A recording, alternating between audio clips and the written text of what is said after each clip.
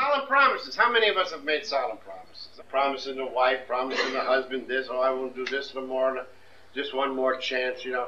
Never worked. They say that we have to hurt to a certain degree. That we say that there's a level of pain that the alcoholic must reach, or the addict must reach, before they're willing to exert any kind of an effort towards ending the pain. Well, I have known, God, all sorts of pain in my life, and many of you have. You know, hell, I was wounded 3 times in the war, so I know that kind of pain. I know the pain of sickness, and had the hell beat out of me so many times, and cops beating on my head, and, you know. I know all of that pain, and that's physical pain. But the worst pain I've ever had, you know, is what I'm about to tell you now. Ironically, it wasn't the thing that stopped me from drinking right then, but it sure as hell helped later on. This was long before I had arrived down in Skid Row, and the bottom had fell out of everything. I was divorced, separated from my wife, and the children, of course, were living with her, and they were all small kids.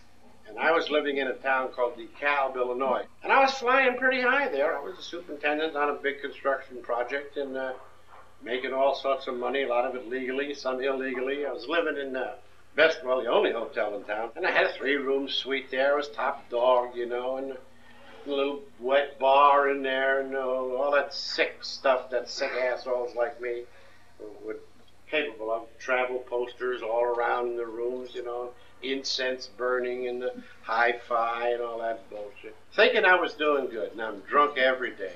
I'm dying a million deaths every day. But nobody knew that because I'd get up like you got up at 4 o'clock in the morning. Between 4 and 7, I'd managed to get myself well. At least I thought I was well. Because after a few drinks or half a pint or whatever the hell it took, then it looked like I was okay.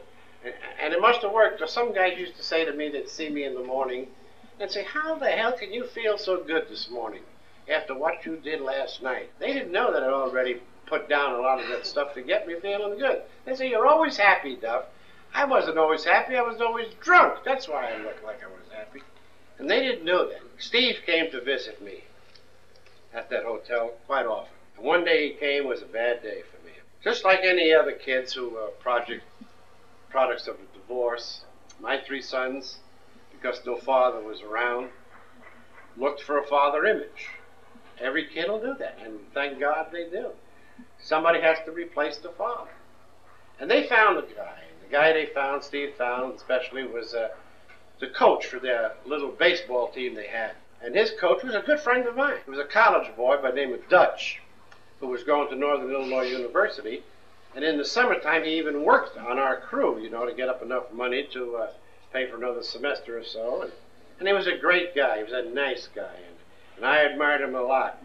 And I was sort of happy that Steve and the other kids had taken to him. And Dutch, in his own sick way, because he didn't know me, the real me, he idolized me. You know, he thought, boy, that Duff was really something. But he didn't know the truth. That was the problem. He married a girl that he went through high school with, and eventually they had a baby. And that's what Steve came to the hotel to tell me one day. He said, did you know that Dutch and his wife had a baby? And I said, yes, I saw it in the paper. And I said, I didn't overlook it. Or see Dutch, tell him I'm going to send out a little gift or something, lying like hell. And he said, that isn't what I'm here for. Now, remember this, I'm talking to about a 7 or 8 year old kid. But all of a sudden, he became a man. It was like talking to somebody 25 years old. Because that's exactly how he sounded, and it was the exact tone of his voice. And I said, well, what do you want, Steve? And he says, well, Dutch's son is going to be christened next Sunday, and Dutch wants you to be the godfather. Well, gee, boy, you know.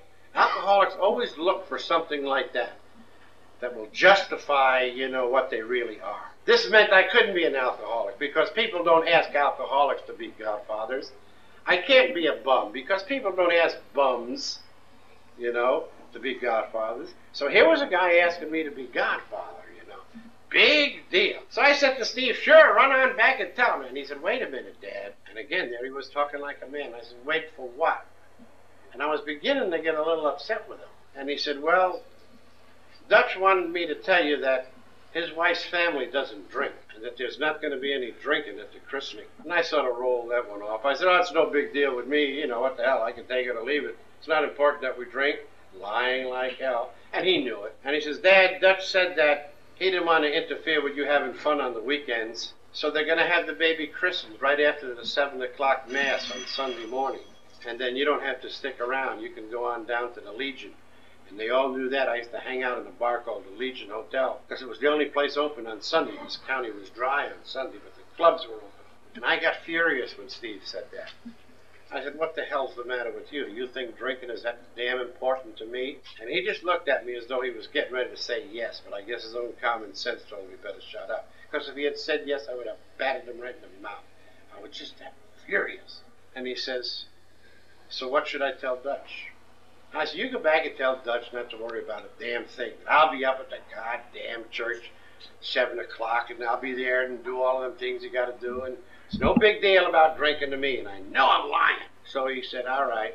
I said, but I'll tell that to Dutch. He said, but Dad, I want you to do something for me. I said, what? He said, I want you to promise me that you won't take a drink. If I could have reached him, I think I would have strangled him right then and there. I guess it was because I wanted to get the hell away from him and really go get a drink that I just said, don't worry about it. I'll get the hell out of here, and I promise you I won't take a drink. And I guess I meant it, because what the hell, 7 o'clock in the morning. Well, as soon as Steve left, I spent the next day and a half, Friday night and all day Saturday and Saturday night, announcing to the whole community that I was going to be a godfather, therefore I must be a good guy. And I think I told that to every bartender around. Obviously, I got myself blasted. I had the whole hotel alerted to get me up at 4 o'clock in the morning, because I knew it was going to take that long between 4 o'clock and 7 o'clock to get well. And the church was only up a block, not even a full block, just about 3/4 of a block to the corner. That's all I had to do was come down from my hotel, walk up to the church, spend 10 to 15 minutes in there, sprinkle in a little water, and get the hell out of there. Well, any of you who are alcoholic knows what happened. I woke up about 4:30 in the morning, and I wanted to die. I thought I was dead. I thought I was dead, but I was still breathing. God almighty, was I sick. I remembered what I had promised Steve, that I wouldn't take that drink. So I figured, well, I could tough it out until 7:30 anyhow. I dry heaved. I did all of the things that we do, wait for the time to pass. The time was going slow and dragging. Pretty soon it was only 4:30, then it was 5:30, then I began to shake, and I began to sweat. Every nerve and every muscle in my body was ready to leap right out of my skin. Pretty soon it got to be about 6, 6:15, and I figured, well, I'm shaking so goddamn bad when I get back to this room, I ain't going to be able to pick up that glass.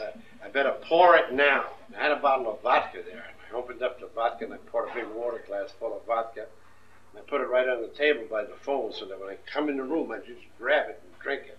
I knew I would have had to do that. So I sat there waiting, for 6:45 to come so I could walk up to the church. About the last thing I remember was about 25 after 6. And you'll know this. I knew at that moment, and I believe it, I knew that there was no way that I could continue that day without taking that drink. There was no way I could get down them stairs. There was no way I could get up to that church. No way I could even function unless I had that drink, and I knew that. And I poured that water glass full of vodka into me. The next thing I know was shortly after 11 o'clock, and I was laying on that bed, and Steve was tugging at my side. And when I came through, he was standing there crying. And he just looked at me, and he spit right in my face. And he said, don't you ever tell anybody that you're my father. And he walked out of my life for 8 years, just like that. And I don't blame him one bit for doing it. Not one bit for doing it, And how ironic, years later, he was to come back, with the same problem. But I'm glad all of that happened now, because I'm convinced that all of that had to happen in order for me to come to finally realize, am I what I would want my son to be? Or can I accept the fact that where I am right now is a direct result of nobody else's actions, only my own. Don't sit here trying to blame this on somebody else. Don't try to blame your mess on what you've created. You're the architect of all of the problems you've got right now. Because your problems aren't unique. Your problems are shared by people all over this world who seem to be able to handle them day in and day out with apparently no difficulty at all. But you and I as alcoholics, have gone out and reached in another direction in order to alleviate these or rid ourselves of these problems, and we've done nothing but dig ourselves a deeper hole. Honey, 100 to 1.